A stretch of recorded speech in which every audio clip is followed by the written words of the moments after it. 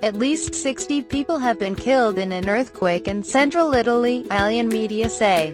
The magnitude 6.2 quake hit at 3:36 GMT, 100 kilometers, 65 miles, northeast of Rome, not far from Perugia.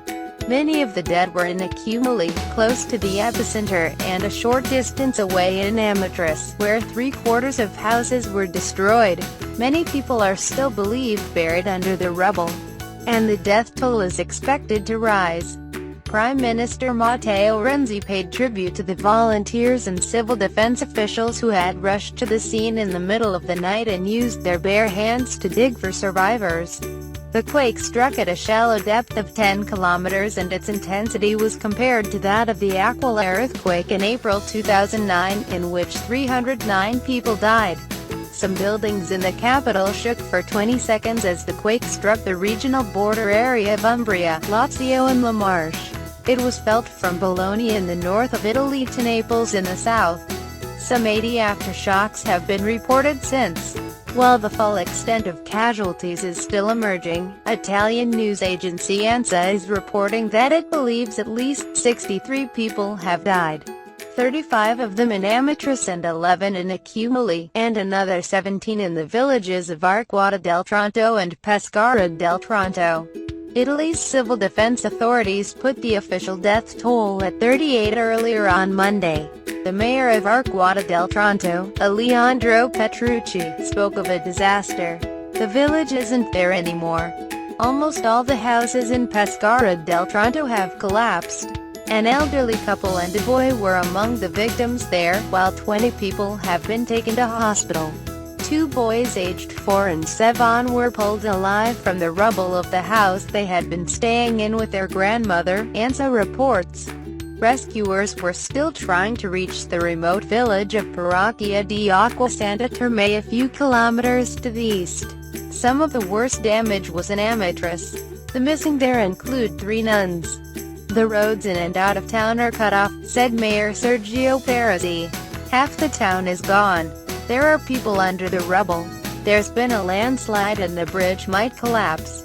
There are tens of victims, so many under the rubble. We're preparing a place for the bodies, residents described using sheets to climb down from the upper floors of damaged houses. The local hospital was described as unusable and survivors were taken to nearby towns for treatment. The town's 13th-century bell tower was one of the few historic buildings in the center that remained standing. Amatrice is popular with holidaymakers from Rome. The BBC's James Reynolds, who is in Amatrice, said that sniffer dogs were being sent into buildings to search for more survivors. In Accumuli, a short distance to the north of Amatrice, Mayor Stefano Petrucci said a family of 4, including 2 small children, were missing under a collapsed house. A local photographer spoke of 15 rescuers digging with bare hands to try to reach the family. They can hear the screams of the mum and one of the children, he said. Rescuers were also trying to dig out a 58-year-old man trapped in his home. Accumuli is popular with holidaymakers and most of the 2,500 people left displaced by the earthquake were said to be visitors. Mr. Renzi promised affected areas that no family, no city, no hamlet will be left alone. Why is Italy at risk of earthquakes? By Jonathan Amos. Quakes are an ever-present danger for those who live along the Apennine mountain range in Italy. Through the centuries, thousands have died as a result of tremors equal to, or not much bigger than, the event that struck in the early hours of Wednesday. The modern response, thankfully, has been more robust, building in better preparation. Mediterranean seismicity is driven by the great collision between the African and Eurasian tectonic plates. But when it comes down to the specifics of this latest quake, the details are far more complicated. The Tyrrhenian Basin, or sea, which lies to the west of Italy, between the mainland and Sardinia, Corsica, is slowly opening up. Scientists say this is contributing to extension, or pull apart, along the Apennines.